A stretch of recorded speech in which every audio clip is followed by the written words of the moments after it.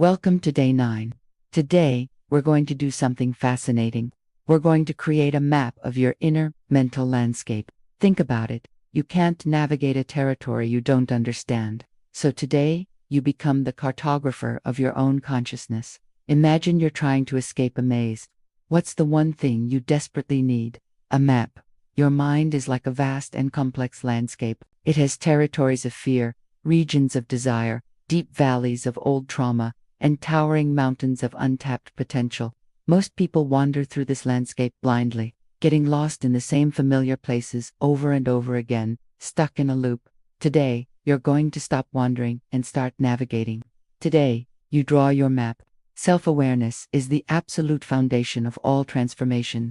It's that simple. You can't change what you can't see, and you can't navigate what you don't understand. So let's start by thinking of your mind as having different zones, each with its own unique characteristics, rules, and inhabitants. First, there's the fear zone. This is where your inner saboteur lives.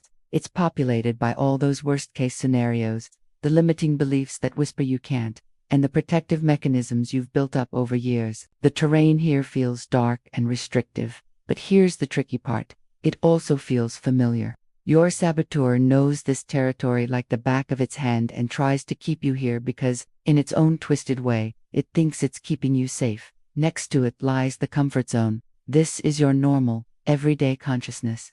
It's not terrible, but let's be honest, it's not particularly inspiring either. This is where you go through the motions, follow your routines, and maintain the status quo. It's a comfortable middle ground, bordered by the fear zone on one side and the growth zone on the other. And that brings us to the growth zone. This is where possibility lives. It's bright, it's expansive, and it's filled with your dreams, your goals, and all that untapped potential we talked about.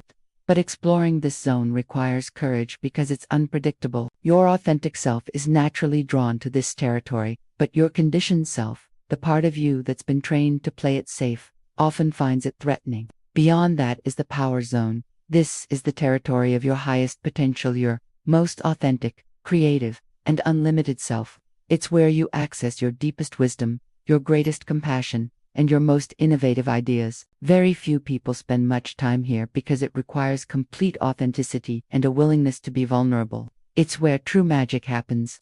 Finally, we have the trauma zone. This is where your old wounds reside, the experiences that shaped your protective patterns and defenses. This is incredibly important territory because it holds valuable information about why you developed certain fears or habits. It can be painful to navigate, especially without support, but understanding it is key to healing. Understanding these zones is like gaining a superpower. It helps you recognize where you are in any given moment and then make a conscious choice about where you want to go next. Think about it. When you're procrastinating on a big project, you're probably hanging out in the fear zone. When you're just going through the motions of your day, you're in the comfort zone. When you're trying something new, taking a calculated risk, you're stepping into the growth zone. And when you feel that spark of deep creativity, that sense of being truly yourself, you're touching the power zone. The real transformation, the real magic, happens when you stop being unconsciously pulled around by these different forces and instead become the conscious navigator of your own mind. You get to hold the map and the compass. Mapping your inner world is essential preparation for phase 2 of the Mind Eclipse System. You need to understand the landscape before you can effectively navigate it. When you know which zone you're operating from, you can make conscious, intentional choices about where to go next. This awareness becomes your compass during the rebellion phase. You'll know instantly when your saboteur is trying to drag you back into the fear zone, and you'll have the tools and the clarity to consciously choose the growth zone instead.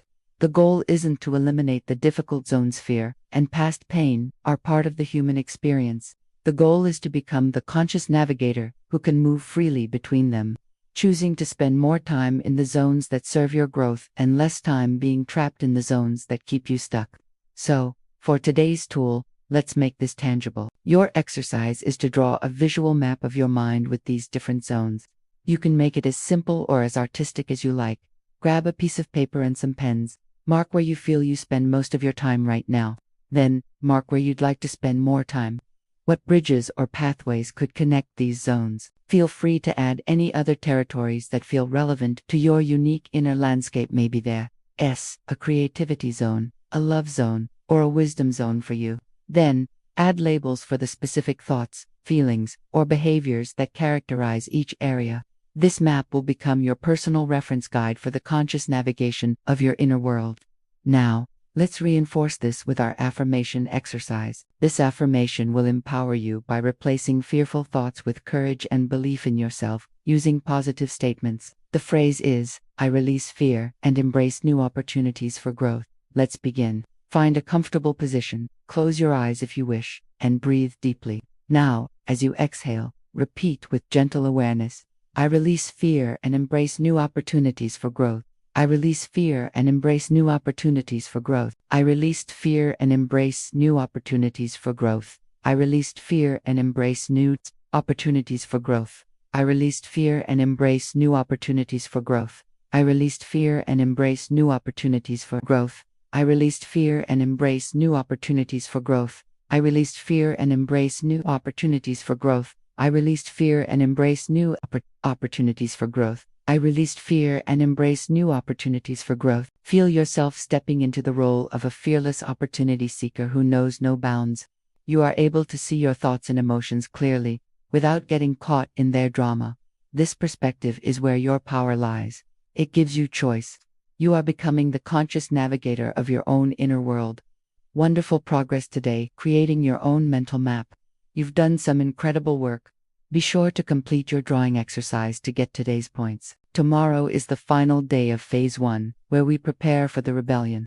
I am so excited to see you for Day 10. Thank you for joining me, and if you're finding value in this journey, please like this video and subscribe so you don't miss what's next.